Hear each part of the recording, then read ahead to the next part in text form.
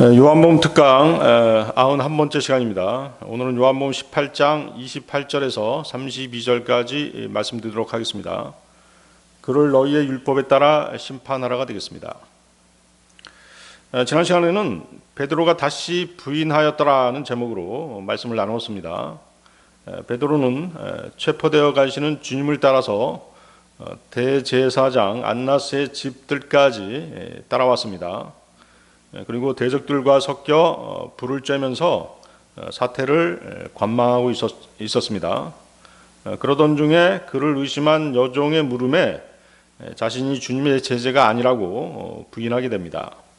그러다가 베드로가 칼을 휘둘러서 귀를 베어버린 말쿠스의 친족이 베드로를 알아보자 다시 강하게 주님을 부인하게 됩니다. 주님은 이 일이 있기 전에 베드로에게 수탉이 2번 울기 전에 내가 나를 3번 부인하리라고 말씀하셨죠. 그러나 그는 주님의 말을 귀담아 듣지 않았습니다. 어떤 상황이 닥치더라도 주님을 배신하지 않을 자신감이 있었던 것이죠. 하지만 그는 보기 좋게 실패하고 말았던 것입니다. 사람이 자기 믿음과 능력을 너무 믿으면 오히려 더 쉽게 넘어질 수도 있는 것입니다. 그렇기 때문에 우리는 항상 겸손하게 자신을 살펴야 되는 것이죠. 그는 처음에 여종의 가벼운 질문을 제대로 이겨내지 못했습니다. 그러자 베드로는 점점 더 큰 부인으로 나아가게 됐던 것입니다. 작은 시험을 무시하면 작은 시험에 정당한 방법으로 정직하게 대응하지 못하면 더 큰 실패로 이어질 수밖에 없는 것입니다. 베드로의 경우에도 보듯이 그리스도인은 구원을 받았어도 육신이 여전히 살아있으면 반드시 실족할 계기가 만들어지는 것입니다. 그리스도인의 삶은 거듭날 때 자신이 십자가에 주님과 함께 못 박혔다는 사실을 염두에 두고 살아가야 되는 것입니다. 갈라디아서 2장 20절이죠. 갈라디아서 2장 20절. 내가 그리스도와 함께 십자가에 못 박히나 그럼에도 나는 살아있노라. 그러나 내가 아니라 오직 그리스도께서 내 안에 사시는 것이라. 그런즉 이제 내가 육체 안에서 사는 삶은 나를 사랑하시어 나를 위하여 자신을 주신 하나님의 아들의 믿음으로 사는 것이라.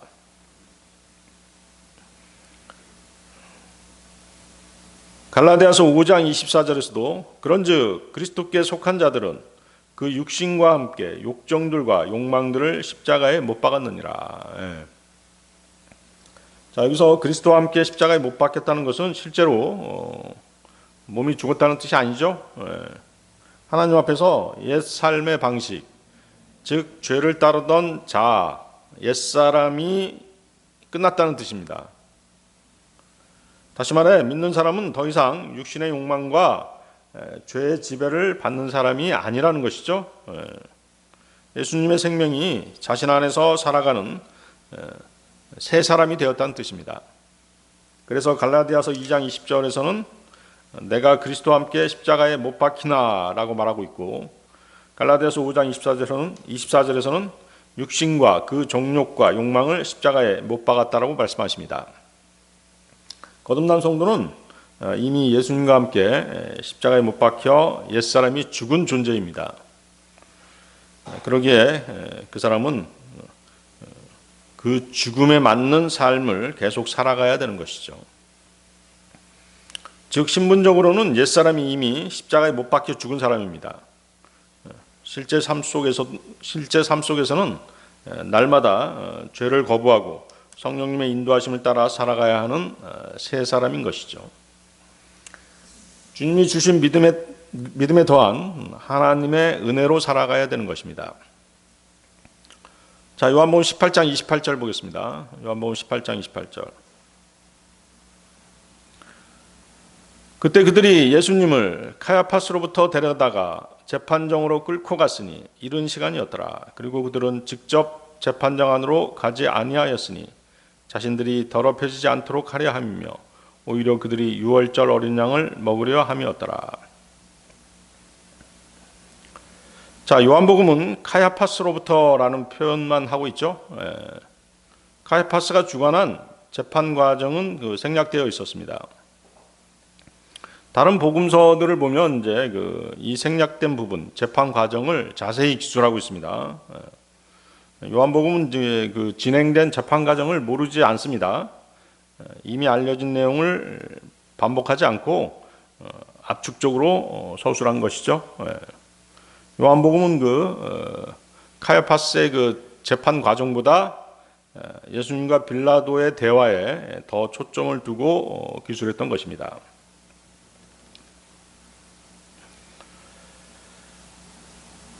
안나스의 신문과 카야파스의 재판은 서로 다른 장소에서 이루어진 것입니다.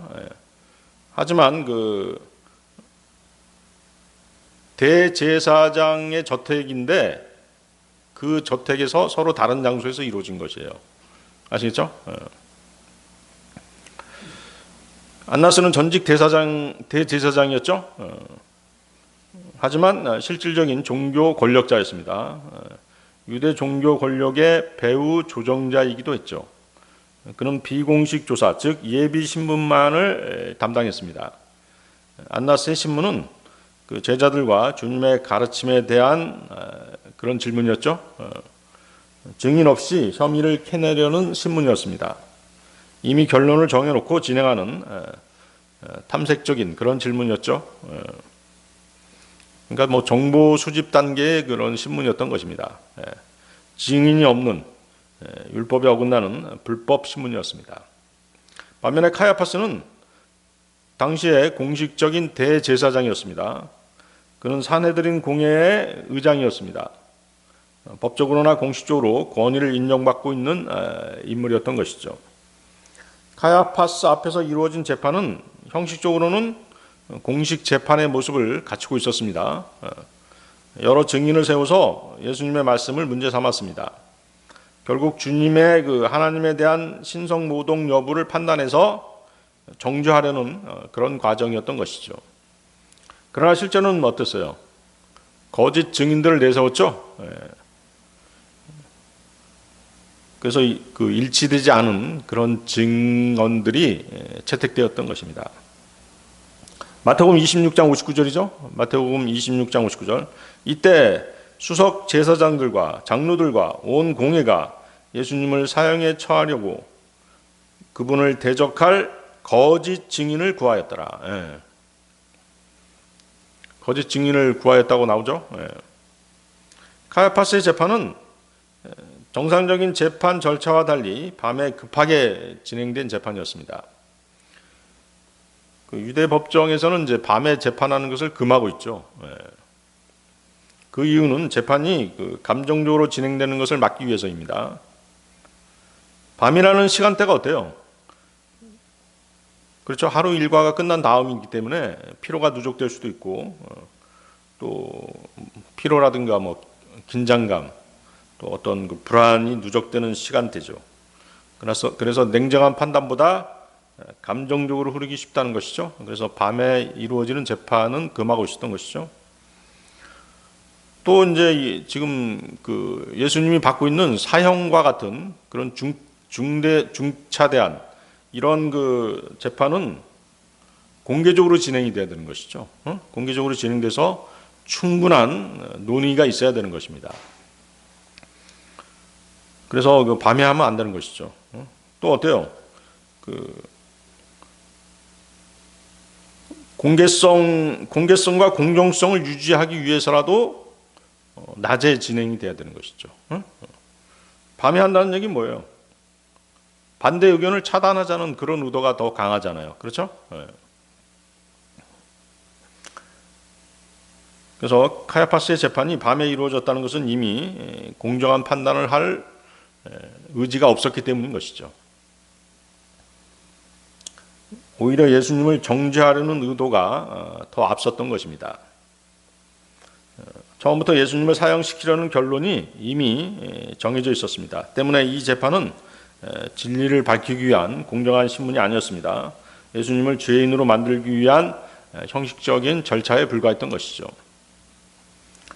자, 카야파스의 종교 재판이 끝나자 이번에는 어디로 가게 됩니까? 로마 총독의 그 재판이 주님을 기다리고 있었습니다. 대제사장의 저택에서는 종교 재판이, 로마 총독인 빌라도의 관저에서는 법적 권한을 가진 정치 재판이 이어서 진행이 된 것입니다. 그런데 여기서 아주 흥미로운 일이 한 가지 있죠. 예수님을 로마 총독의 관저로 데려온 그 사람들이 뭐라고 얘기합니까? 그 사람들의 그 행동이죠. 그 사람들의 행동이 어떤 행동이었어요? 이 사람들은 직접 재판장 안으로 들어가지 않았죠. 그 이유가 뭐예요? 거기 뭐라고 얘기하고 있습니까? 자신들이 더럽혀지지 않도록 하려 함이며 오히려 그들이 유월절 어린 양을 먹으려 함이었더라. 자, 이 사실은 참으로 놀라운 사실입니다. 그들은 지금 삼위일체 하나님의 제2인격이신 분을 지금 죽이려는 그런 자들이에요. 그런 자들이 자신들이 더럽혀지는 것을 염려한 것이죠. 무엇을 염려했다고 얘기하고 있어요? 유월절 어린 양을 먹으려 함이었더라. 바로 그 얘기죠. 로마 총독의 관저는 이방인들의 영역입니다. 유대인들의 입장에서는. 때문에 유대인들에게는 더러운 장소로 여겨졌던 것이죠. 그렇죠? 유대인들의 세계관은 뭐예요? 자신들은 선민이고 이방인들은 더러운 자들이었던 것이죠. 이방의 개, 이런 식으로 표현했잖아요. 때문에 유대인들에게는 곧 있을 유월절에 참여하기 위해서는 이방인의 더러운 장소에 들어가서 자신들을 더럽히는 것이 합당치 않다라고 그렇게 여겼던 것입니다. 그래서 유대 율법을 보면 거기 그 부정한 자는 유월절에 참석할 수 없다 이렇게 규정하고 있거든요. 민수기 9장 6절이죠. 민수기 9장 6절. 사람의 죽은 시신에 의하여 더럽혀진 어떤 남자들이 있었으니 그들은 그날에 유월절을 지킬 수 없었더라. 그래서 나중에 참석하도록 그렇게 이제 규정해 놓고 있죠. 히스기야 시대 때 보면 일부 백성이 정결하지 못한 상태로 유월절 어린 양을 먹었던 적이 있었습니다. 그래서 이들을 위해서 기도가 필요했다라고 기록하고 있습니다. 역대하 30장 18절에서 20절인데요. 역대하 30장 18절 20절.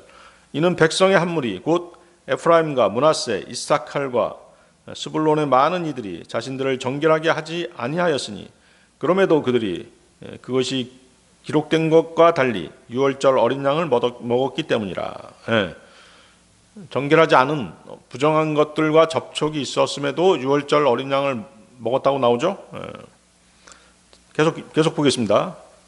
그러나 히스기야가 그들을 위하여 기도하며 이같이 말하였더라.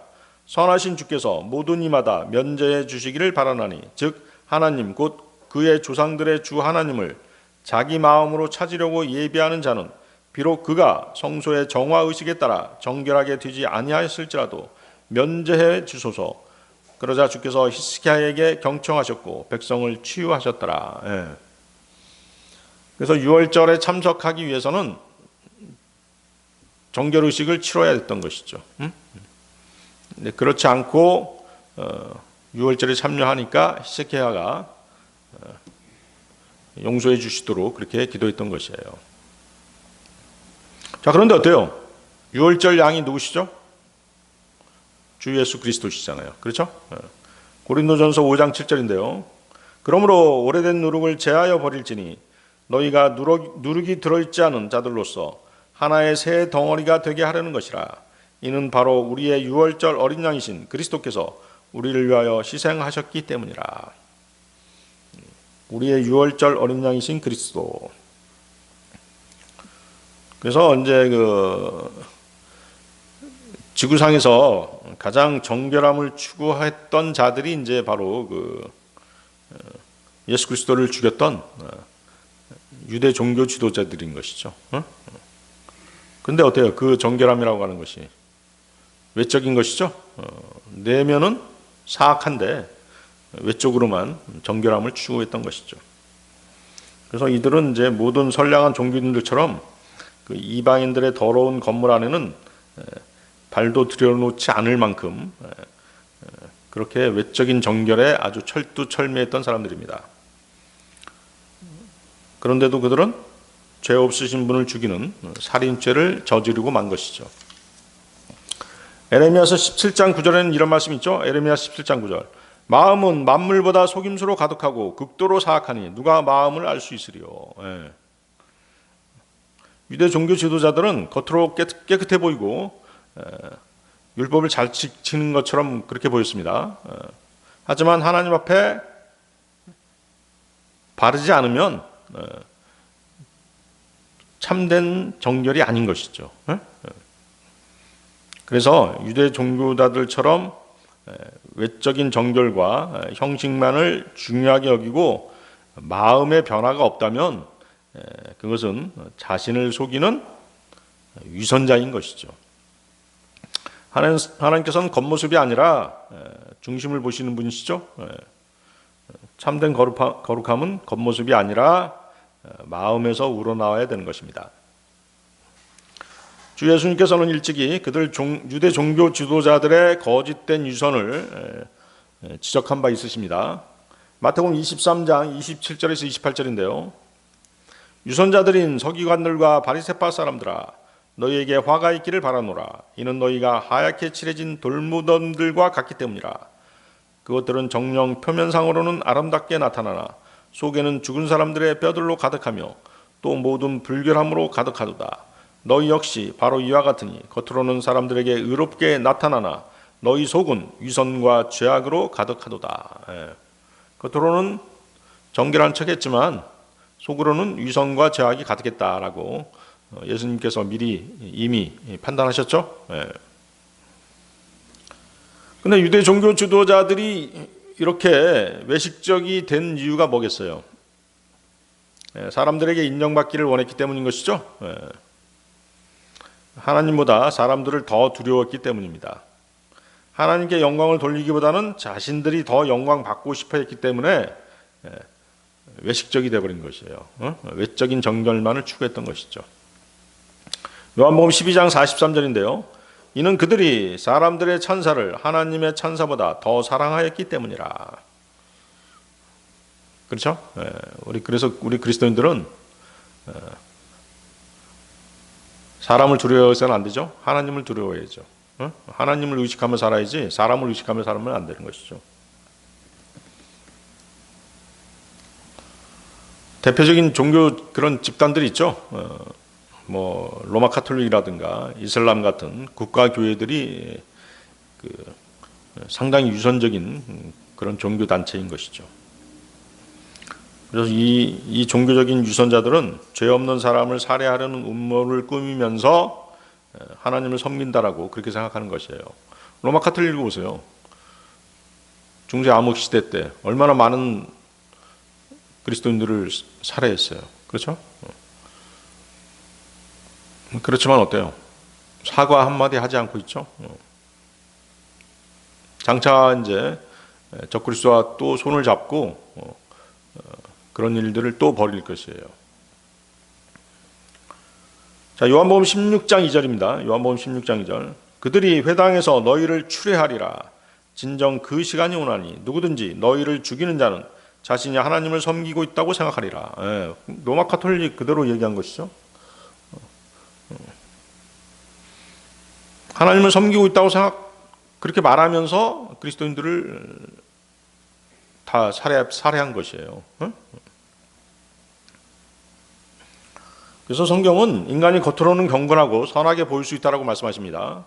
그러나 그 마음이 하나님과 멀어져 있게 되면 진리에서 멀어져 있게 되면 어떻게 되는 것이에요? 결국 의로운 분이신 예수 그리스도를 증오하게 되는 것입니다. 진리하고 상관없는 일을 하는 것이죠. 결국은 어때요? 종교생활인 것이죠. 지금 유대인들이 그러고 있잖아요. 예수님을 어디로? 십자가로 넘겨버릴 만큼 그렇게 부패한 존재들로 그렇게 드러나고 있죠. 따라서 그 본절은 겉으로는 종교적 정결을 지키려 하면서도 실제로는 의로운 예수님을 죽음에 넘기는 모순된 인간의 모습을 보여주고 있는 것입니다. 누가복음 18장 9절에서 14절 한번 보시겠습니다. 누가복음 18장 9절에서 14절. 두 남자가 기도하러 성전 안으로 올라갔느니라. 한 명은 바리새파 사람이요 다른 한 명은 세리라. 그 바리새파 사람은 서서 본인이 이렇게 기도하였느니라. 하나님, 제가 다른 사람들과 같지 아니함을 제가 당신께 감사하노니 곧 착취하는 자들이나 부당한 자들이나 간음하는 자들이나 바로 이 세리와 같지 아니함을 감사하나이다. 저는 일주일에 2번 금식하나이다. 저는 제가 소유한 모든 것의 11조를 드리나이다. 그런데 멀리 떨어져 서 있던 세리는 그의 두 눈을 하늘에 들어 올리지조차 못하고 다만 자기 가슴을 치면서 말하기를 하나님께서 죄인인 저에게 자비를 베풀어 주시길 바라나이다 하였느니라. 내가 너희에게 이르노니 다른 한 명보다도 오히려 이 사람이 정당함을 입증받아 자기 집으로 내려갔느니라. 이는 스스로를 크게 높이는 모든 자마다 낮춰질 것이요 스스로를 겸손하게 하는 자는 크게 높여질 것이기 때문이라. 그렇죠? 바리새인하고 세리가 나와 있는데 어때요? 바리새인은 어때요? 스스로 자신이 하나님 앞에 경건하다라고 자랑하고 있죠. 그렇지만 어때요? 세리는 나는 죄인입니다 라고 하면서 감히 하늘을 우러러 보지도 못하는 그런 낮아진 자세였죠. 그렇죠? 하나님께서 결국은 세리를 더 칭찬하셨죠. 그래서 하나님께서는 외적인 종교 행위보다 마음을 먼저 보시는 분이세요. 마태복음 15장 8절이죠. 마태복음 15장 8절. 이 백성이 그들의 입으로는 나에게 가까이 다가오며 그들의 입술로는 나를 공경하느니라. 그러나 그들의 마음은 나에게서 멀리 있도다. 유대 종교 지도자들을 향한 꾸짖음인 것이죠.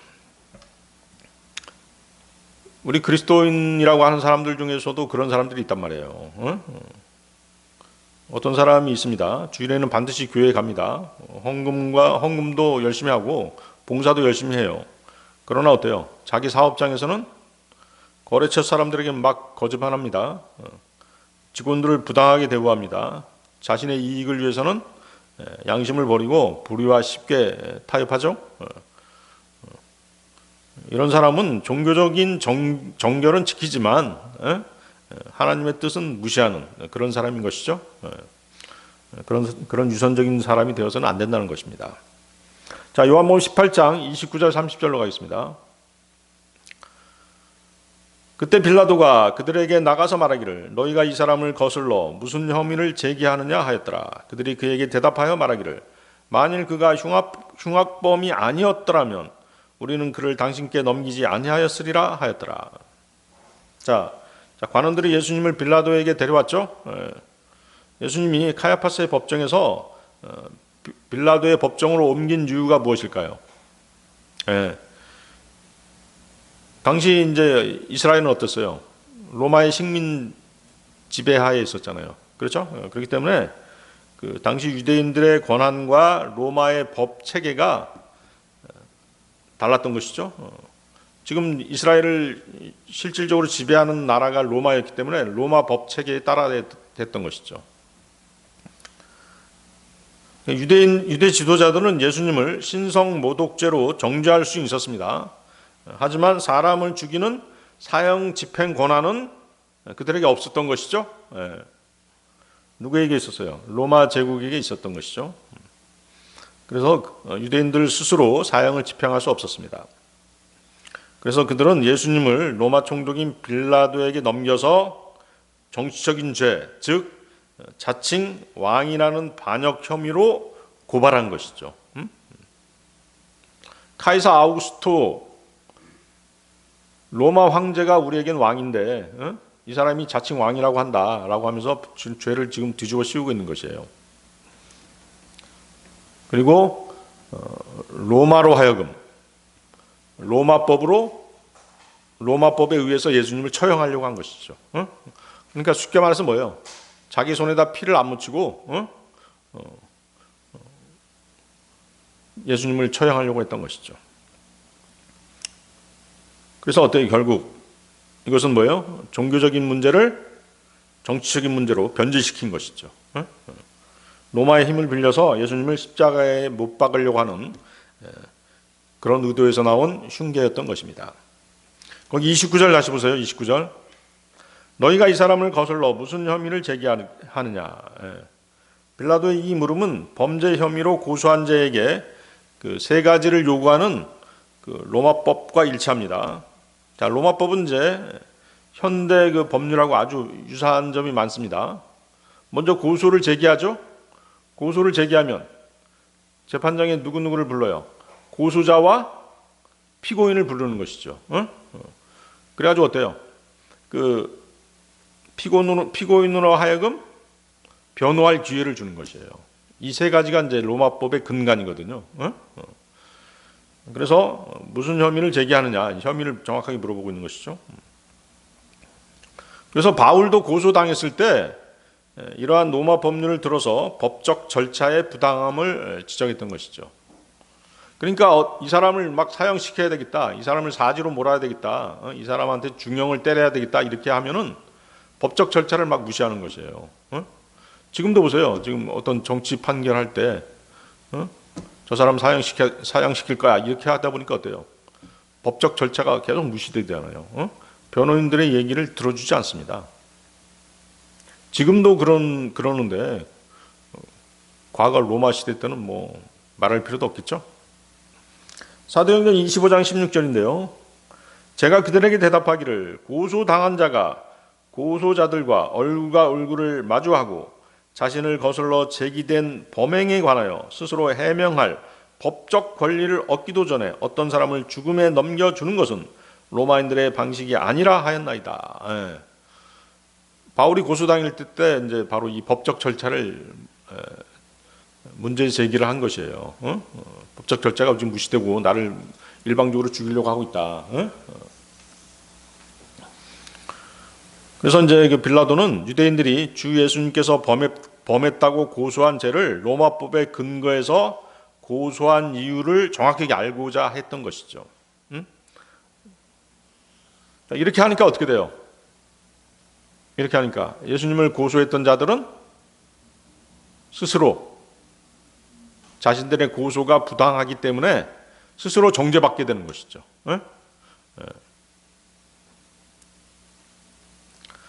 바리새인들이 예수 그리스도께 적용한 고소장의 내용은 누가복음 23장 2절에 잘 기록되어 있습니다. 누가복음 23장 2절.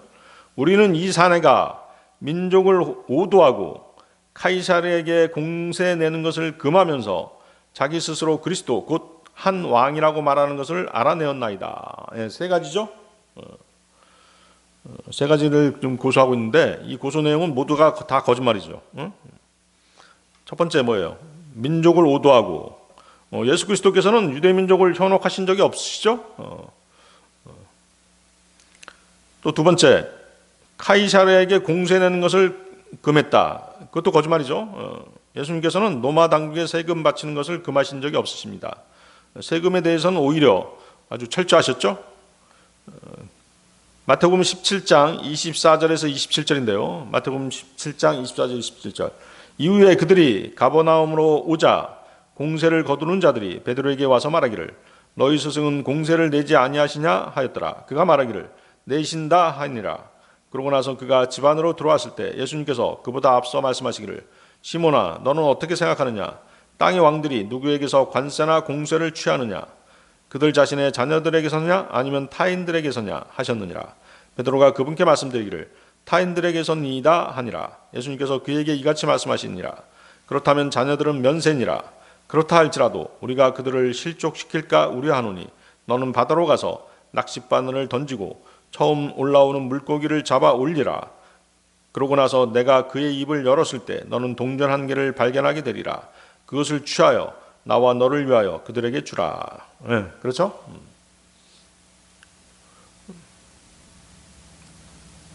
하나님의 자녀들이기 때문에 세를 안 내도 되지만 저들이 자기네들의 법률에 근거해서 우리를 이상한 사람으로 보게 될까봐 법을 안 지키는 사람으로 보게 될까봐 세금을 내도록 하신 것이죠. 세 번째가 이제 뭐예요? 세 번째가 첫 번째가 이제 민족을 오도하고, 두 번째가 이제 세금 내는 것을 금했고, 세 번째가 뭐예요? 자신을 왕이라고 한 것이죠. 그렇지만 어때요? 예수님께서는 그분 자신이 왕이라고 그분 자신을 암시한 적은 있지만 직접적으로 내가 왕이다 이렇게 말씀하신 적은 없으시죠. 주님께서는 그 재림에 대해 언급하시면서 그 마태복음 25장 31절을 보면, 인자가 그의 영광 중에 올 때 곧 모든 거룩한 천사들이 그와 함께 올 그때 그가 자신의 영광의 보좌 위에 앉으리라고 이렇게 말씀하시죠. 여기서 이제 왕이라는 표현을 쓰지 않잖아요. 인자라는 표현을 쓰죠. 성경에서 인자라는 표현을 쓸 때 이것은 무슨 뜻이 있는 것이에요? 심판자라는 뜻이죠. 심판자. 또 심판 이후의 통치자를 뜻할 때 인자라는 표현을 쓰는 것이에요. 그렇죠? 그러니까 지금 그 마태복음 25장 31절은 뭐예요? 재림 때죠. 재림 때 이제 그 민족적인 심판이 있을 것이다. 그 말씀하신 것이죠.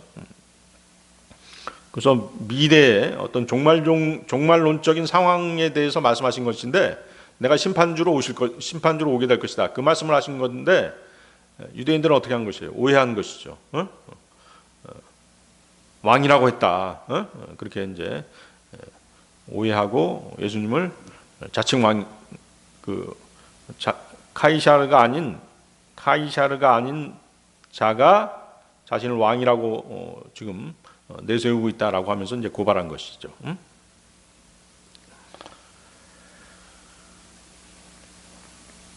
그렇죠? 그래서 이제 그 마태복음 25장 31절도 인자라는 표현을 쓰셨기 때문에 왕으로 오실 자신을 암시만 하셨을 뿐인 것이죠. 그래서 바리새인들이 빌라도 앞에서 주님의 제목으로 나열한 세 가지 혐의 모두가 어때요? 지극히 정치성을 띤 그런 고소 내용이었던 것이죠. 첫 번째는 뭐냐면, 민족을 현혹하였다는 것은 뭐예요? 민중을 규합해서 소요를 일으켰다는 얘기예요. 그래서 이스라엘을 식민 통치하고 있는 로마에 대항하겠다, 뭐 그런 의도를 가지고 민족을 현혹했다 이렇게 얘기한 것이죠. 로마 입장에서 보면 어때요? 있을 수 없는 일이죠. 자기네들이 통치하고 있는데 반란을 일으킨 거잖아요. 진압할 수밖에 없죠. 민중 소유는 진압할 수밖에 없는 것이죠. 상당히 큰 죄죠. 가장 엄격하게 다스려야 할 그런 제목이었던 것이죠. 두 번째는 뭐예요? 세금 문제죠. 세금 문제 역시 뭐예요? 식민 통치의 근간을 이루는 중요한 정책이었죠. 그래서 로마 황제가 유대인들한테 어떻게 했어요? 조세 등록을 하도록 했잖아요. 그래서 그 예수님의 그 육신의 아버지와 어머니 요셉과 마리아가 조세 등록을 하려고 베들레헴으로 가게 되는 그런 일이 성경에 나와 있죠. 그게 다 뭐예요? 조세 등록을 한다는 얘기가 바로 뭐예요? 세금을 걷기 위한 목적이었거든요. 누가복음 2장 1절이죠. 그리고 나서 그 당시에 이러한 일이 있었으니 온 세상이 조세 등록이 되도록 카이사르 아우구스투스로부터 칙령이 포고되었더라. 세금을 걷어야 통치할 수 있기 때문에 이제 세금 문제가 굉장히 컸죠. 지금도 그렇잖아요. 우리 그 국민의 의무 중에 뭐예요? 세금을 납부하는 의무가 있잖아요. 나라를 다스리려면 돈이 필요하죠. 그래서 세금은 당연히 걷어야 되고 당연히 내야 되는 것이죠. 세 번째 뭐예요? 세 번째는 자칭 왕이라고 칭하는 것이었죠. 내가 왕이다 그러면 어떻게 되는 것이에요? 로마 황제가 있는데 내가 왕이다 그러면 대단히 큰 반란죄죠. 로마의 식민 통치자에 대한 중대한 도전인 것이죠. 바리새인들은 이같이 정치적으로 가장 민감한 부분 세 가지를 들어서 예수님을 고소한 것이죠. 그래서 이러한 고소 제목들은 그들 나름대로의 치밀한 계산에 의한 것이었습니다. 이 정도면, 이 세 가지 정도면 어때요? 더 이상 빠져나갈 구멍이 없을 것이다. 이렇게 생각한 것입니다. 거기 30절 다시 보세요. 30절. 18장 30절. 만일 그가 흉악범이 아니었더라면 우리는 그를 당신께 넘기지 아니하였으리라. 예. 자, 유대 종교 지도자들이 그가 흉악범이 아니었더라면 넘기지 않았을 것이라고 이렇게 주장하고 있죠. 겉으로는 예수님의 죄를 확신하는 것처럼 보이죠. 그렇지만 어때요? 실제로는 정확한 죄목을 제시하지 못하는 모순된 행태를 보여주고 있는 것이죠. 그냥 흉악범이다 이렇게 얘기만 하잖아요. 흉악범이다. 어떤 흉악범이냐에 대해서 말하지 못하고 있는 것이죠. 유대 종교 지도자들은 이미 그 종교 재판에서 예수님을 정죄했습니다. 그러고도 로마 총독 앞에서는 구체적인 고발 내용을 제시하지 못하고 있는 것이에요. 단지 흉악한 자라고만 말하고 있는 것이죠. 왜 그러겠어요? 세 가지를 고소했지만 그 고소에 대한 명확한 증거를 지금 가지고 있지 못한 것이에요. 증거를 제시해야지 합당한 고소가 되잖아요. 증거를 제시할 수 없기 때문에 그냥 흉악한 자다 이렇게 말하고 있는 것이죠. 그래서 유대 종교 지도자들이 범죄 증거를 가지고 있지 않다는 것을 보여준 것이죠. 근데 이 말을 자세히 들어보세요. 그가 흉악범이 아니었다면 우리는 그를 당신께 넘기지 아니하였으리라. 자, 그들의 말은 일종의 뭐예요? 압력이죠. 살인죄를 적용하라는 암시인 것입니다. 예수를 십자가에 매달지 않으면 유대 민중들의 소유가 있을 것이라는 압박이었던 것이죠.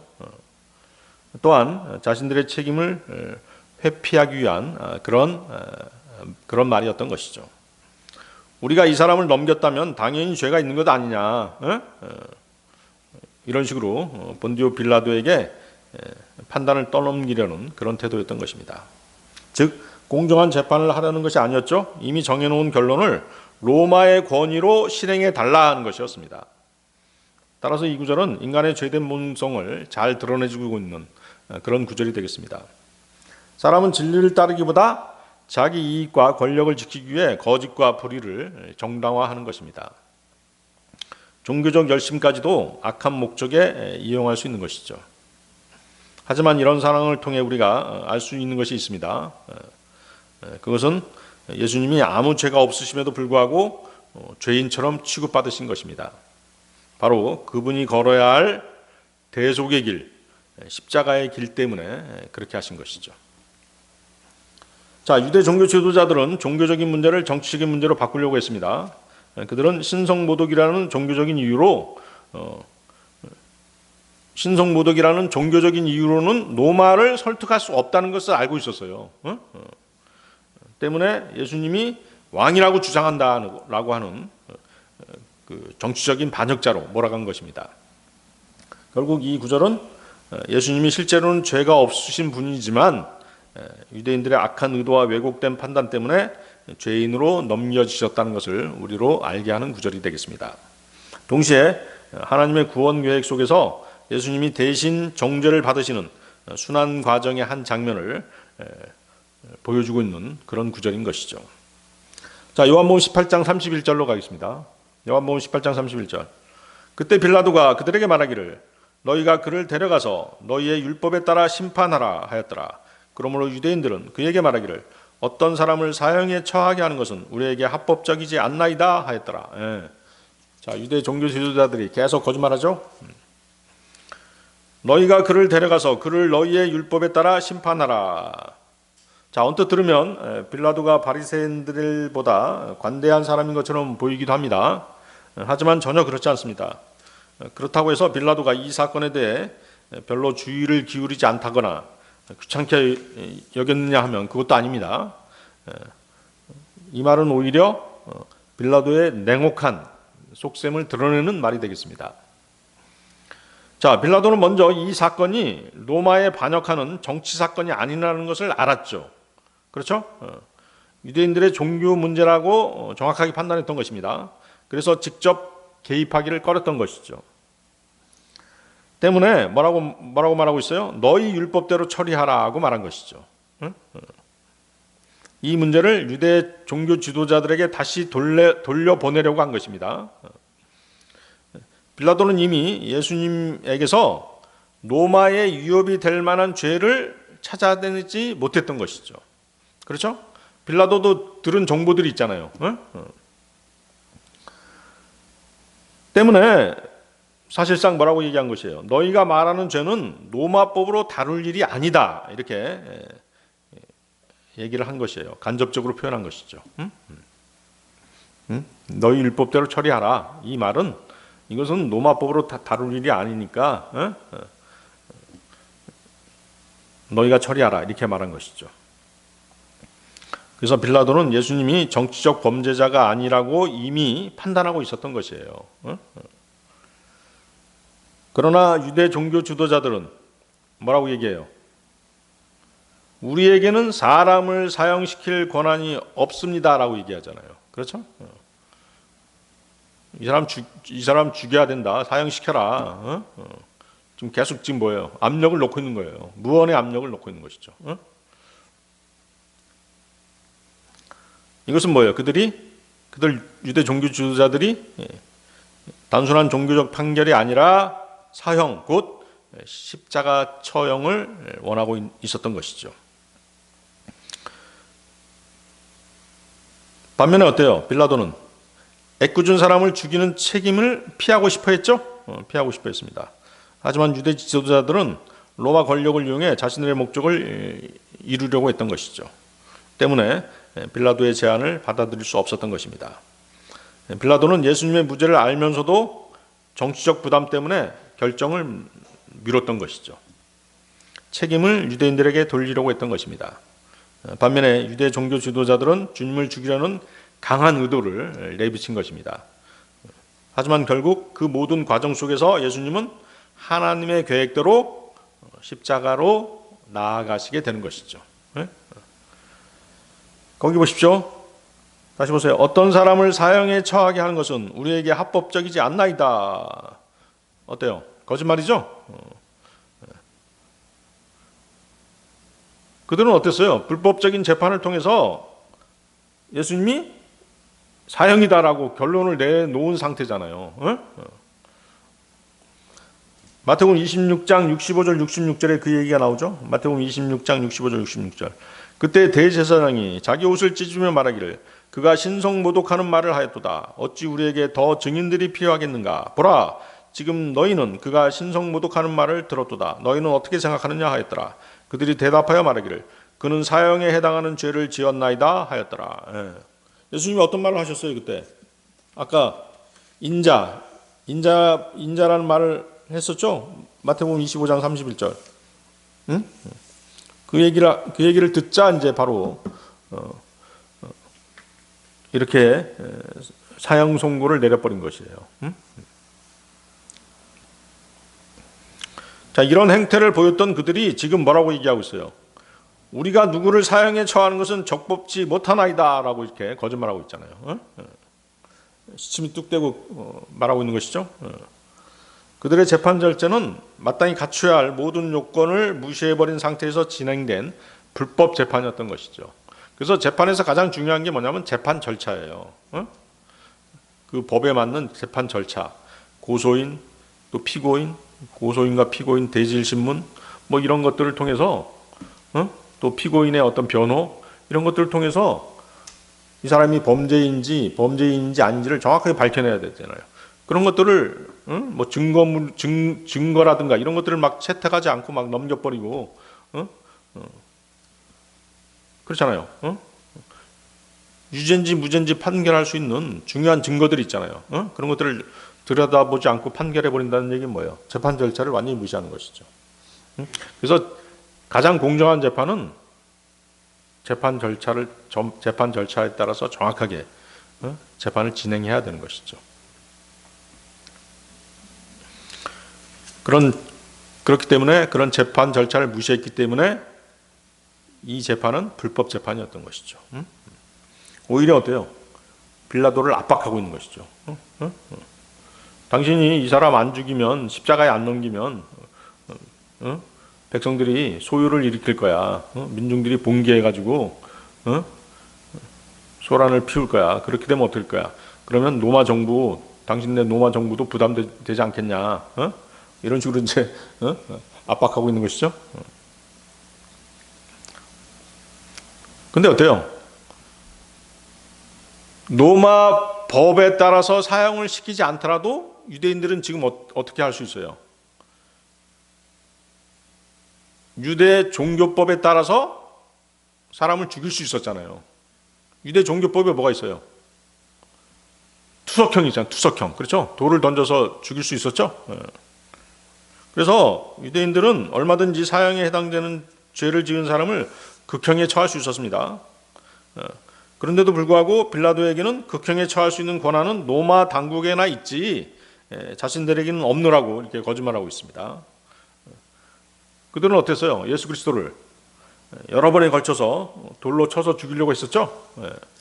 요한복음 8장 59절인데요. 그때 그들이 그분께 던지려고 돌들을 집어들었더라.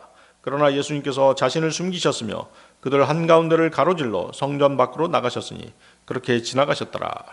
또 요한복음 11장 8절에서도 그분의 제자들이 그분께 말씀드리기를 스승님 최근 들어 유대인들이 당신을 돌로 쳐서 죽이려고 하는데 그곳으로 다시 가시나이까 하니라. 자, 이랬던 그들이 뻔뻔하게도 그들은 자신들이 그리스도를 죽이는 것이 율법에 맞지 않는다라고 주장한 것이죠. 또한 이것이 거짓말인 것은 사도행전 7장을 보면 실제로 돌에 맞아 죽은 사람이 있잖아요. 누구죠? 스테판. 그렇죠? 스테판 돌로 맞아 순교했잖아요. 그래서 이 진리를 정확하게 깨닫지 못하는 사람들의 특징이 뭐냐면 입만 열면 거짓말하는 것이에요. 거짓말에 거짓말을 계속 더하는 것이죠.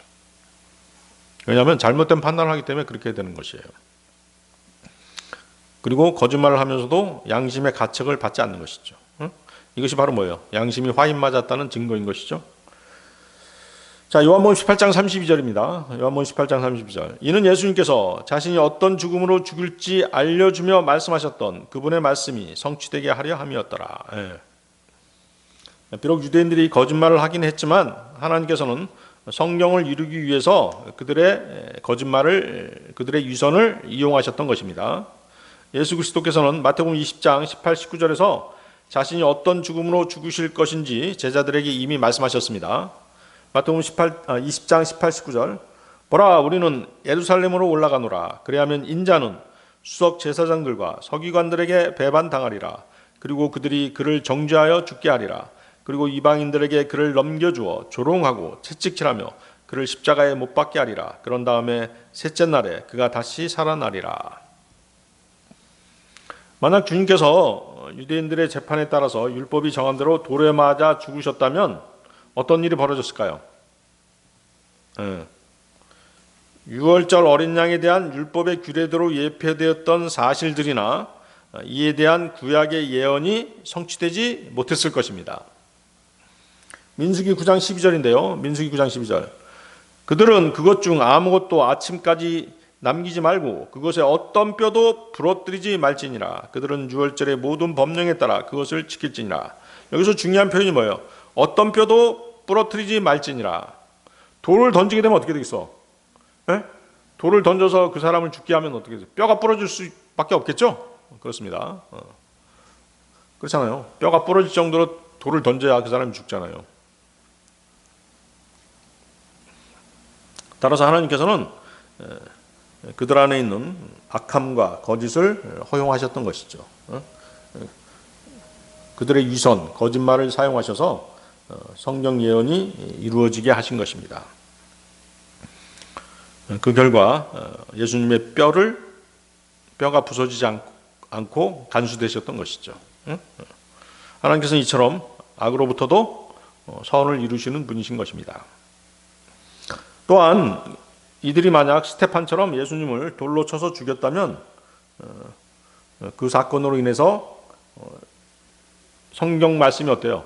맞지 않았겠죠? 성경 말씀이 맞지 않게 됩니다. 성경이 폐기한 것처럼 그렇게 돼버렸을 것입니다. 그것은 하나님께서 이미 성경에서 말씀하신 계획과 맞지 않게 되는 것이죠. 성경은 예수님이 십자가에 달려 죽으실 것을 미리 예언하셨기 때문입니다. 예수님의 죽음은 하나님께서 미리 정하신 인류의 구원 계획이었습니다. 그래서 예수님은 유대인들의 그 돌에 맞아 죽으시는 방식으로 죽으시는 게 아니었습니다. 로마의 형벌인 십자가 처형을 통해서 죽으셔야 했던 것입니다. 그래야만 나무에 달린 자마다 저주를 받는 자라는 그 말씀이 성취되는 것입니다. 자, 그 말씀 어디에 나와 있죠? 갈라디아서 3장 13절이죠? 갈라디아서 3장 13절. 그리스도께서 우리를 위하여 저주가 되셔 율법의 저주로부터 우리를 구속하셨느니라. 이는 기록되기를 나무에 달리는 모든 이는 저마다 저주를 받느니라 하기 때문이라. 자, 갈라디아서 3장 13절은 신명기 21장 23절을 인용한 말씀입니다. 신명기 21장 23절. 그의 몸이 나무 위에 밤새 남아있지 않게 할지니라. 오히려 너는 기필코 그날에 그를 장사할지니 이는 나무에 달리는 자는 하나님께 저주를 받는 것이기 때문이라. 주 너희 하나님께서 유산으로 너에게 주시는 너의 지역이 더럽혀지지 않게 하려 함이라. 또 어떤 예언이 있었어요? 십자가에 달리는 거 말고도 또 어떤 예언이 있었죠? 예수님이 들려 올려질 것이라는 예언이 있었잖아요. 들려 올려질 것이다. 요한복음 3장 14절이죠? 요한복음 3장 14절. 광야 가운데서 모세가 뱀을 들어 올린 것 같이 인자도 바로 그렇게 들려 올려져야만 하느니라. 자, 이 구절은 민수기 21장 8, 9절을 인용한 말씀입니다. 민수기 21장 8, 9절. 그러자 주께서 모세에게 말씀하시기를 너는 불뱀 하나를 만들어 그것을 장대 위에 달아 놓으라. 그래야면 이러한 일이 있으리니 물린 자마다 그것을 쳐다볼 때 그가 살리라 하였더라. 그러자 모세가 놋뱀 하나를 만들어 그것을 장대 위에 달아 놓았더라. 그러자 이러한 일이 있었으니 뱀이 어떤 사람을 물었는데 그가 그 놋뱀을 보면 그가 살았더라. 자, 여기서 예수님을 놋뱀으로 지금 이렇게 상징시켜 놓고 있죠. 예수님이 왜 놋뱀이 된 거예요? 예수님이 십자가에 달리셨는데 왜 예수님이 놋뱀이 된 것이죠? 뱀이 상징하는 게 뭐예요? 사탄이죠? 사탄입니다. 악의 화신이죠. 저주의 상징이죠. 그러니까 주님은 뭐예요? 우리의 죄 때문에 죄가 되시고 저주가 되신 것이에요. 그리고 십자가 처형을 당하신 것이죠. 우리가 받아야 될 저주, 우리가 받아야 될 죄 때문에 예수님이 대신 받으신 것이죠. 이해하시겠어요? 그래서 만약 유대인들이 예수님을 그 투석형으로 죽였다면 이런 성경 말씀들이 성취되지 않았을 것입니다. 사람들에게 하나님의 말씀이 성취되지 않은 것으로 보이게 되면 어떻게 되겠어요? 하나님의 구원 계획은 다 틀어지겠죠? 그래서 하나님께서는 그런 일이 일어나지 않도록 모든 상황을 성경에 맞추어서 이끌어 주셨던 것입니다. 결국 예수님이 십자가에 죽으심으로써 성경이 완전히 성취되게 된 것입니다. 따라서 예수님의 죽음의 방식까지도 하나님의 계획 안에 있었던 것입니다. 하나님께서는 그분의 말씀을 이루기 위해서 주 예수님을 십자가의 길로 인도하셨던 것입니다. 따라서 주 예수 그리스도의 뼈 또 성경 이 두 가지는 부러뜨리거나 폐기할 수 없는 것입니다. 요한복음 10장 35절이죠. 요한복음 10장 35절. 그분께서 하나님의 말씀이 임한 자들을 신들이라고 부르셨고 성경 기록은 파기될 수 없을진데 브로큰 될 수 없다는 것이죠. 성경 기록은 파기될 수 없다. 하나님께서는 그분의 선한 뜻을 이루기 위해서 이처럼 마귀의 거짓과 방해까지도 허용하시고 통제하셔서 성경이 성취되도록 그렇게 하신 것입니다. 오늘 여기까지 하겠습니다.